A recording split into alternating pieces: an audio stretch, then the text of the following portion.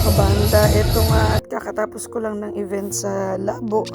And syempre, dumiretso ako agad sa Icon 8 Super Club dahil nandun si Majo at yung hipag kong makulit at kong kapatid ko. Naging emotional na nga itong kapatid ko kasi matagal ko siya hindi pinapansin. Ganun kasi talaga ako pag ganun ang personality ko. Matagal kami hindi nag-imikan kasi may mga misunderstanding kami na ako kasi sobrang strict ko. Pag hindi tama para sa akin, hindi tama. Kahit habang buhay, wag mag-imikan gagawin ko. Hanggat hindi nare-realize ng isang tao na kung sino ba talaga ang may mali sa aming dalawa. Hindi lang naman si JM ang ganyan. May mga ganyan talaga sa family ko pero mas pinipili ko manahimik na lang kasi ayoko ng gulo. Hindi na lang ako iimik. Pero kahit habang buhay, hindi ako mamansin. Okay lang sa akin. I don't mind.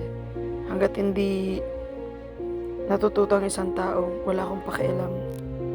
Kung hindi ako mahalaga sa isang tao, kung wala akong value sa isang tao, wala din akong pakialam.